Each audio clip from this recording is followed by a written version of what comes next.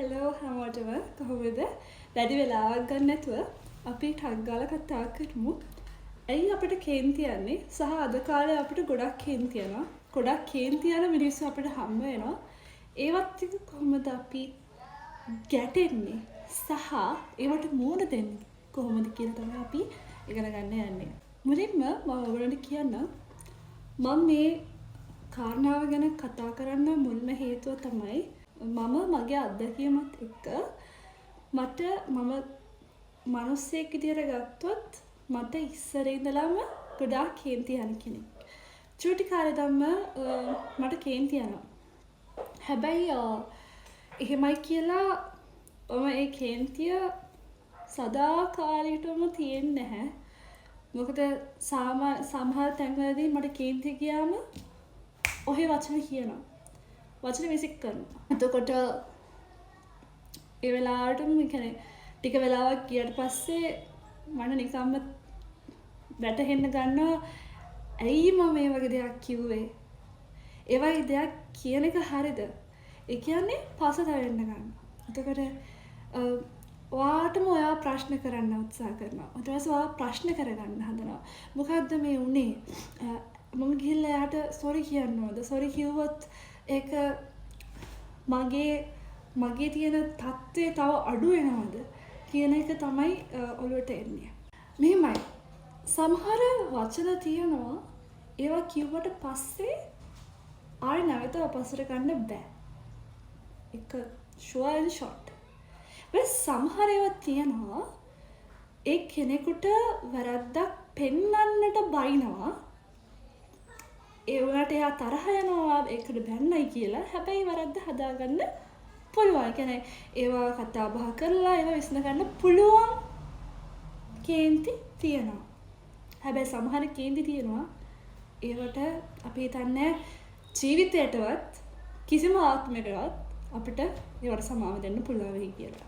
හැබැයි බුදුදහමේ කියලා දීලා තියෙනවා මිනිස්සෙක් මොන වැරද්ද කරත් ඇවිල්ලා අපිව මැරුවත් ඒ මිනිස්සයාට අපේ මුළු හදවතින්ම සමාව දෙන්න කියලා. ඒක තමයි මෛත්‍රිය. හැබැයි ඒ මෛත්‍රිය හැමෝටම කියලා දෙන්න අමාරුයි. විශේෂයෙන්ම අද කාලේ. අද කාලේ කියන්නේ ගොඩක්ම කේන්ති යන කාලයක්. මෙන්න මොකුත් ඕනේ අද බලන්න ලෝකේ තියෙන තත්ත්වේ ලෝක යුද්ධයක් වගේ ඊශ්‍රායල් පලස්තීන්, ඊශ්‍රායල් ඉරාන්, ඊශ්‍රායල් USA ඇමරිකාවයි ඉරාන්ට ගහනවා. එතකොට ඒ වගේ යුද දකිනවා. ඇයි ඒ තරහක් පිරිමහනවා. ඉතින් ලෝකයක් තරහා යන කාලයක මිනිස්සෙකුට තරහක් කියනවා කියන්නේ කවර කතාවද? හැබැයි එහෙමයි කියලා ඔයගොල්ලෝ හැම වෙලාවෙම කේන්ති අරගෙන ඒකනේ මම මෙහෙම වීඩියෝ එකක් දැක්කා. ඉතින් කේන්ති යන එක සාමාන්‍ය දෙයක් කියලා ඒක පුරුද්දකට අරයන්න ලෑස්ති වෙන්න එපා. ඉතින් ඒක නෙමෙයි මම මෙතන උත්සාහ කරන්නේ ඔයාලට කියලා දෙන්න. මම ඔයාලට කියන්න හදන්නේ මම දැන් සාමාන්‍යයෙන් මම ගත්තොත් මම ආස නැති දෙයක් වෙනවා නම් ටක් ගාලා මම දකිනවා like මොකක් හරි මම කැමති නැති දෙයක් වෙනවා. ඊට පස්සේ මම ඒ මනසට බරගෙන ඇයි ඔයා මෙහෙම කරන්නේ මං කියනවාට මෙහෙම කරන්න එපා කියලා මම ආස නැහැ මේ වගේ දේවල් කරලා. ඒව ප්‍රශ්න නැහැ. මොකද ඒක ප්‍රශ්නයක් තියන නැත්තේ නැහැ. ඒක පාට එහෙම මනසකට කියන්න හොඳ නෑ. නමුත් මම ඒ වෙලාවටම කියන්නේ අර මම මේ මනසත් එක්ක තියෙන තරහක් නෙවෙයි. මගේ තියෙන ඔපිනියන් එකක් මං එයාට කියනවා විදිහට තමයි සමහර මිනිස්සු ඉන්නවා. ඒගොල්ලන් කතා කරාට අර අපිට පේන්නේ ඒගොල්ලෝ අපිට බයිනවා වගේ. හැබැයි ඒගොල්ලෝ ඇත්තටම අපිට බයිනවා නෙවෙයි. ඒගොල්ලන්ගේ මත ප්‍රකාශ කරනවා. ඒ මතයක් ප්‍රකාශ කරන එක තමයි ඒගොල්ලන් කරන්නේ. හැබැයි අපිට පේන්නේ ඒක නිකන් අපිට ගහ ගන්න හරි අපිට බයිනවා වගේ තමයි පේන්නේ.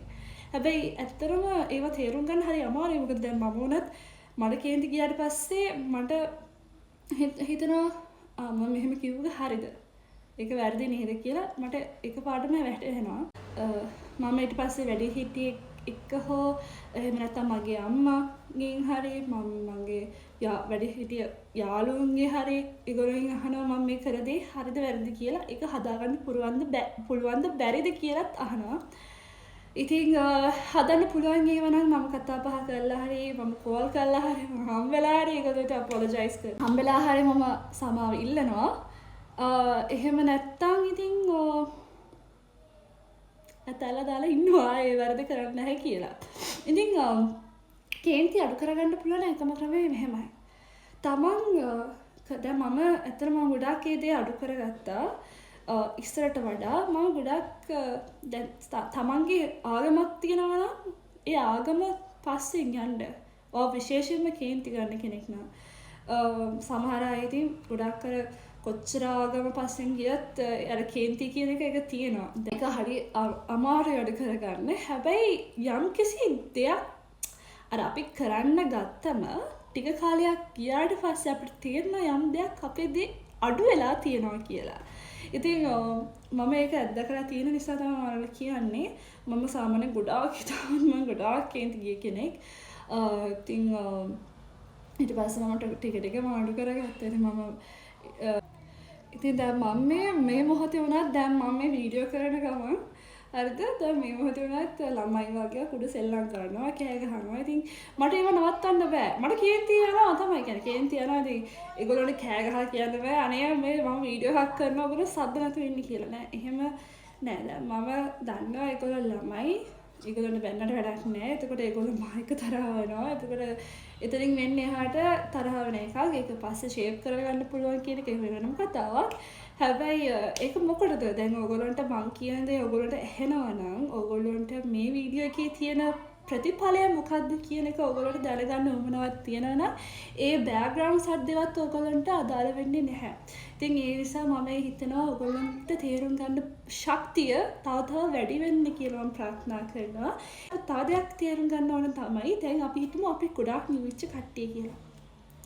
එතකොට අපිට කවුරු හරි කේන්ති ගියාම අපි කියන අපිට එනවා එකපාරටම බැනුම් ටිකක් අපිට බයිනවා. කේන්ති ගිහිලා කවුරු හරි අපිට බයිනවා.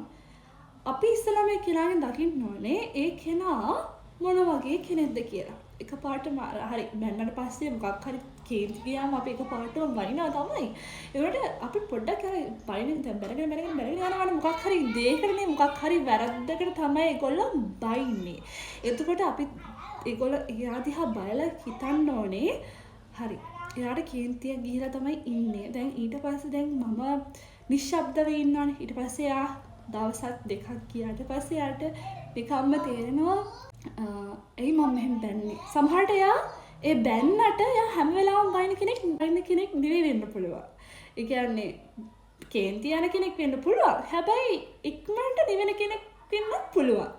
කේන්ති යනවත් එක්කම ඉක්මනට නිවෙන්නත් පුළුවන් කෙනෙක් වෙන්නත් පුළුවන්. ඉතින් ඒ හින්දා ඕගොල්ලෝ හිතන්න ඕනේ කෙනා ඔය අපි මිනිස්සුනි අපි හැමෝම පර්ෆෙක්ට් නෑ.